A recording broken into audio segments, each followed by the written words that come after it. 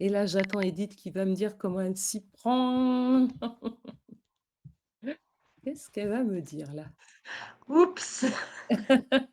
Non, non, mais c'est bien, c'est vachement bien parce que moi je demande aussi qu'à apprendre, hein. Là, j'ai bon ces 2 Heu, là, j'aurais dû les joindre, tiens, j'avais pas fait. Quand même la construction de forme, hein, hop, ouais. c'est quand même très fort. Bon, du vert f du noir et cetera. Donc je mets tout en couleur, même si je dois pas faire de remplissage. Et puis après, je passe au choix de mes points. Alors, j'avais quand même déjà un petit peu des choses dans la tête. Je vous ai dit là, je pensais que le rouge, ça serait de la colonne satin et cetera. J'avoue que la construction de forme est aussi très utile. Merci Anne-Sophie. Je pensais que c'était cantonné aux formes géométriques. Non, non. On peut effectivement faire traverser, des formes, par des courbes et puis on obtient l'important, c'est vraiment de finir par des zones fermées sur lesquelles on va pouvoir faire des additions ou des soustractions et quand elles sont pas fermées, on est dans la panade. Heu, Là, j'ai tout paumé, hein. Union, différence, ça aussi c'est super. L'union, la différence et cetera. Mais il faut réfléchir, il faut enfin, je trouve que ça demande un petit peu plus de raisonnement. Tant qu'on n'avait pas la construction de forme, c'était génial. Je suis d'accord.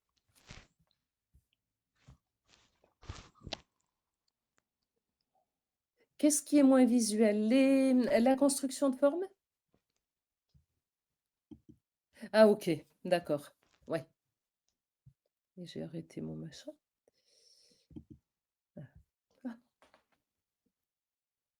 si vous créez un fichier, voyez plein de modèles spéciaux pour oui.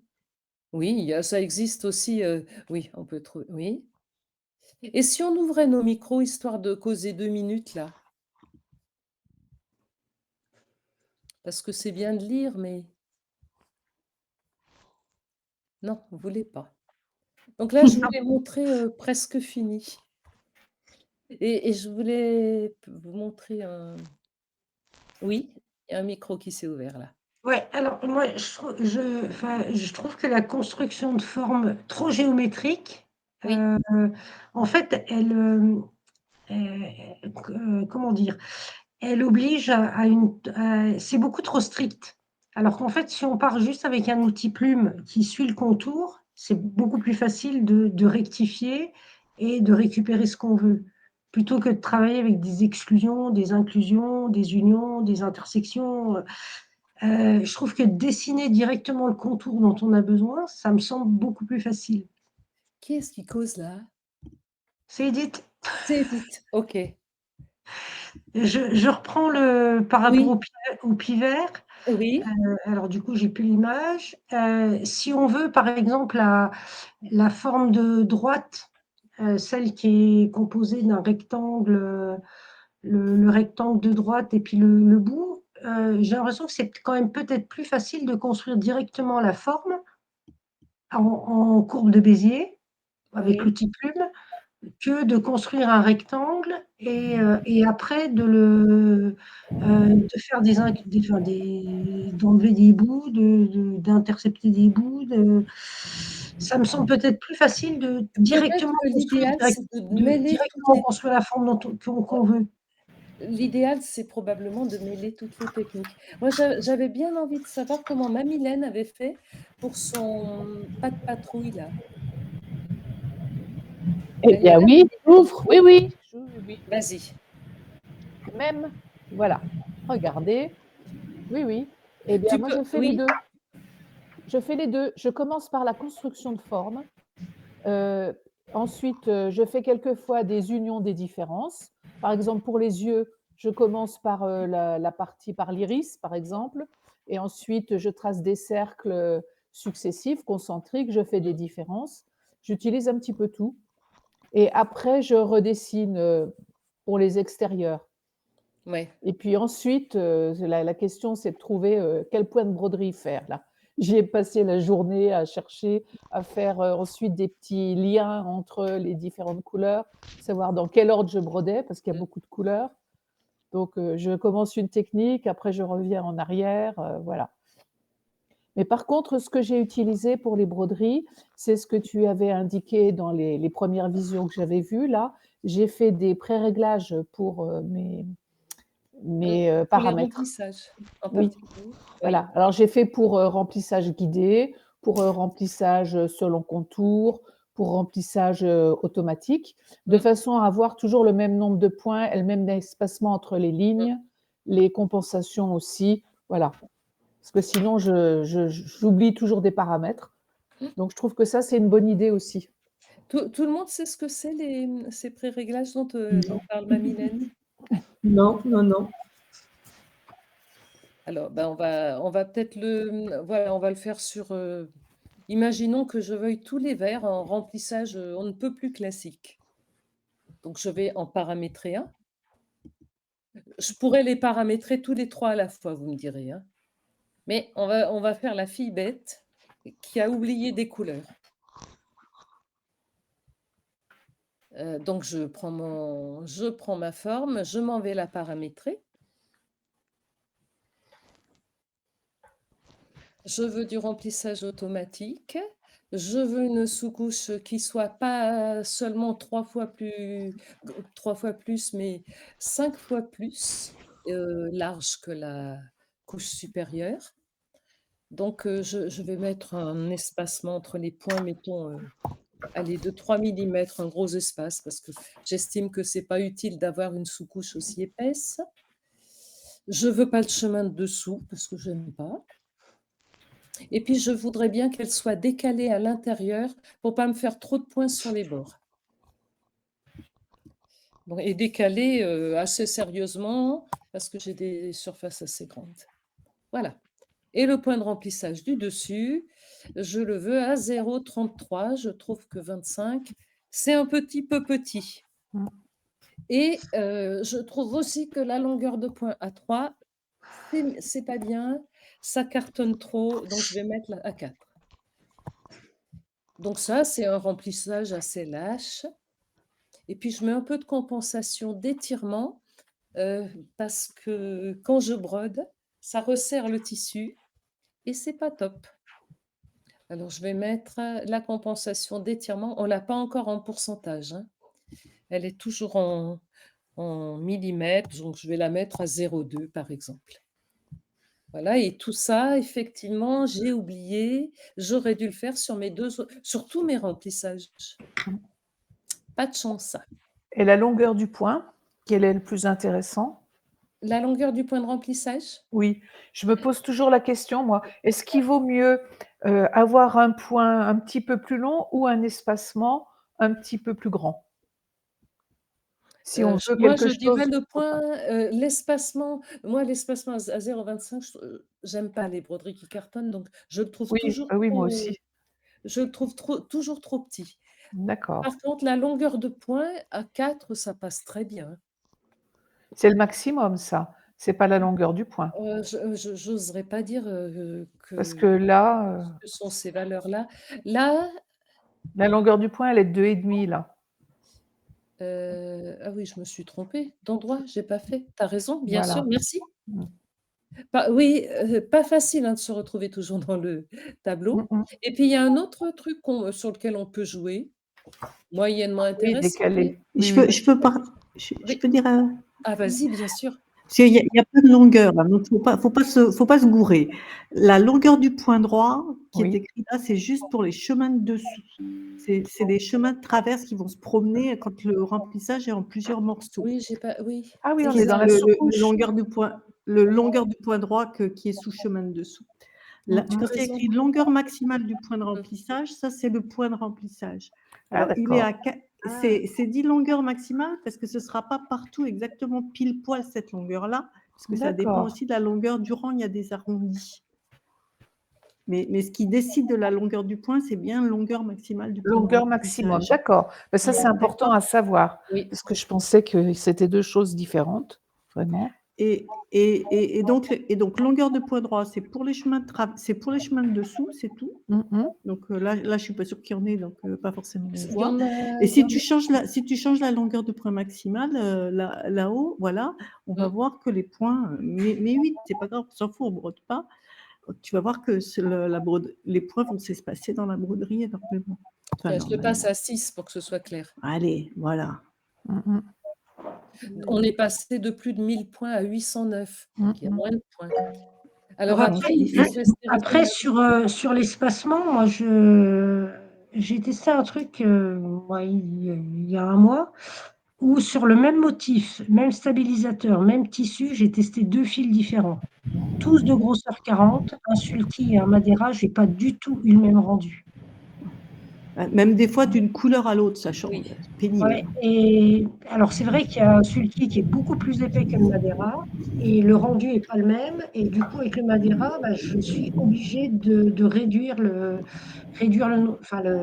l'espace entre pour avoir quelque chose où il y a pas d'espace et puis que j'ai pas sur des lignes guidées où j'ai pas, enfin sur des broderies guidées où j'ai pas l'espace entre les deux guises qui s'écartent. Et voilà. Et maintenant, j'ai pas l'explication parce que j'ai 2 fils, j'ai 2 fils de la même épaisseur, j'ai la même aiguille, j'ai le même stabilisateur, j'ai le même tissu.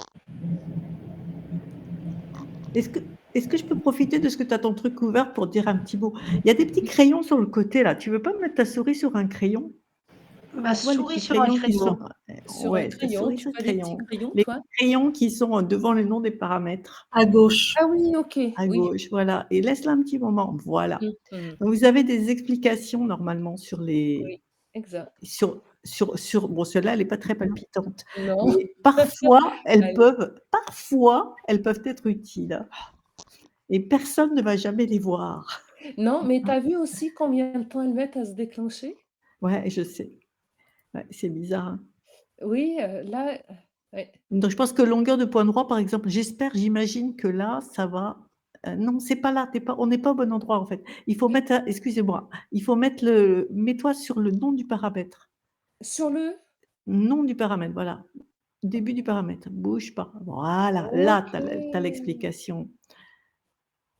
J'ai bien fait de venir ce soir, merci. Les temps qui courent. OK. Mmh.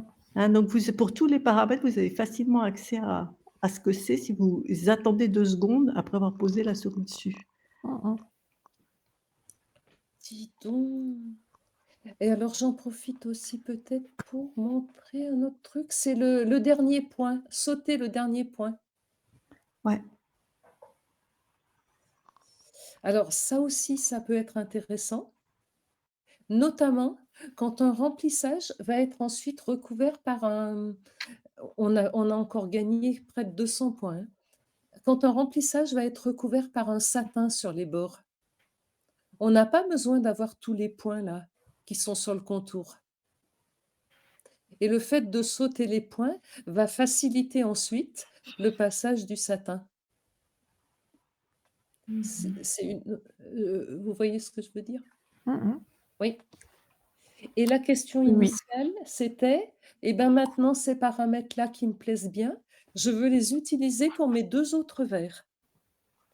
Alors, je leur donne un nom, j'appelle ça du remplissage sympa, parce que j'ai pas d'autre idée. Je l'ajoute, voilà, et après j'ai une liste de paramètres que je vais pouvoir utiliser automatiquement et on va aller voir.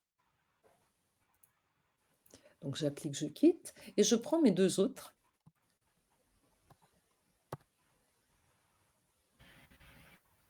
que je n'ai pas encore paramétrés et qui sont paramétrés tout n'importe comment, et je vais chercher mon remplissage sympa et je le charge.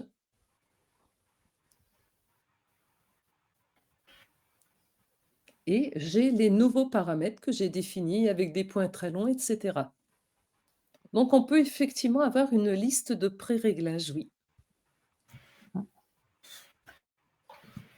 Et la preuve, c'est que j'en ai quand même quelques-uns qui m'ont servi à un certain moment. Ouais.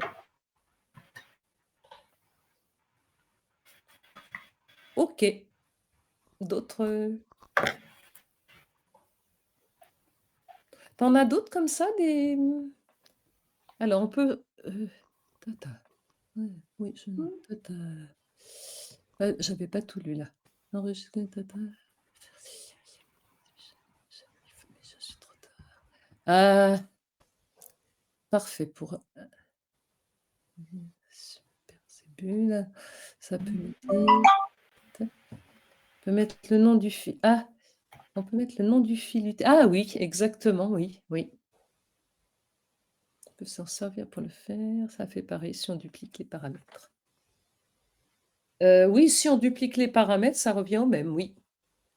Ouais. Par contre, tu peux dupliquer tes paramètres dans un dessin, mais dans 3 jours, si tu refais un nouveau motif, tu pourras pas dupliquer. D'où l'intérêt de les avoir éventuellement enregistrés.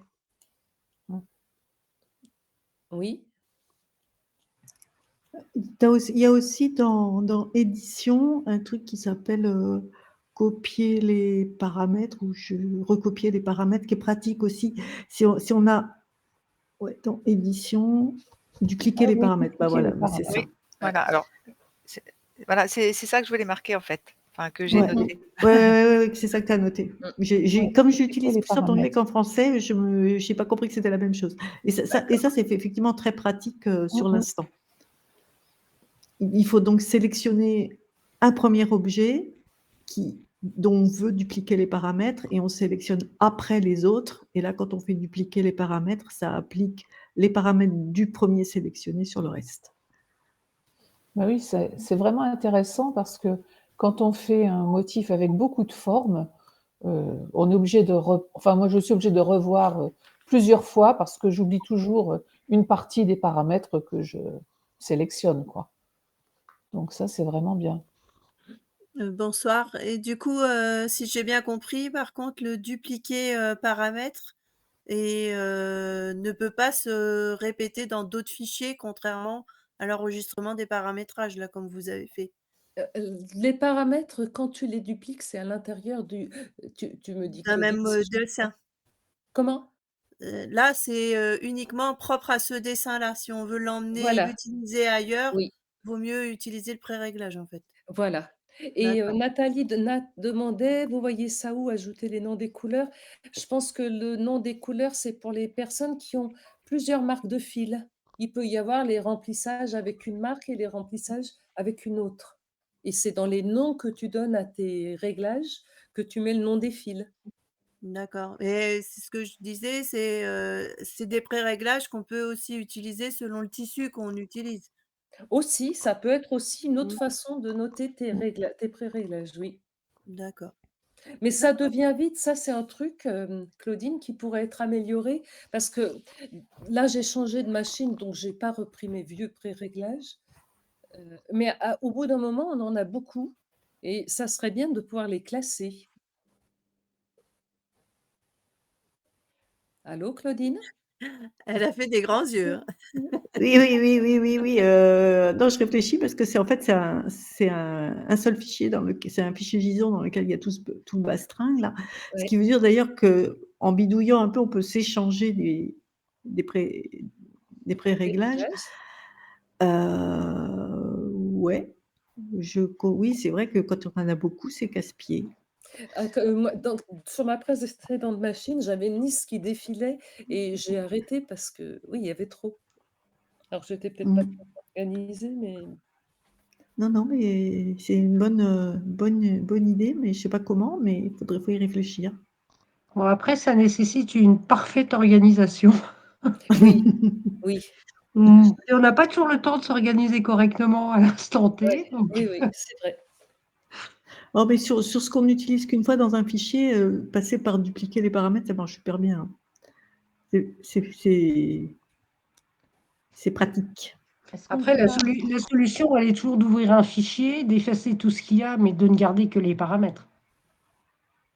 Oui, mais tu dupliques les paramètres du vide? Ah ouais, c'est ça, non, ça marche Ouais, pas. mais il reste pas?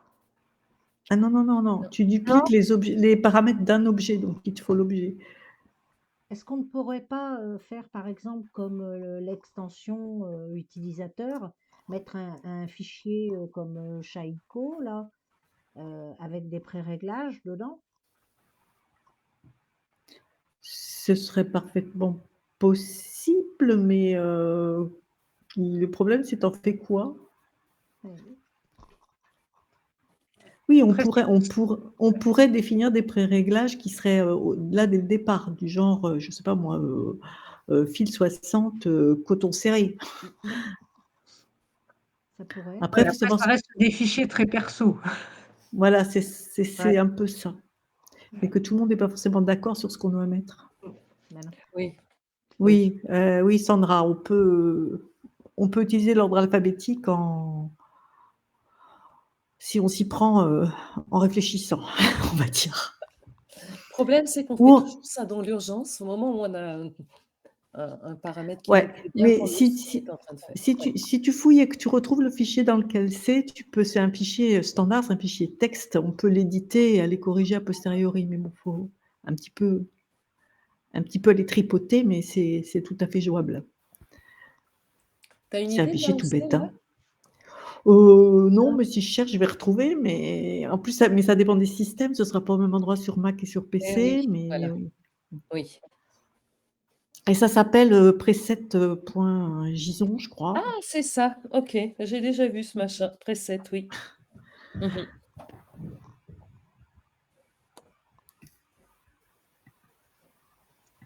Je vais chercher. Re je voulais vous montrer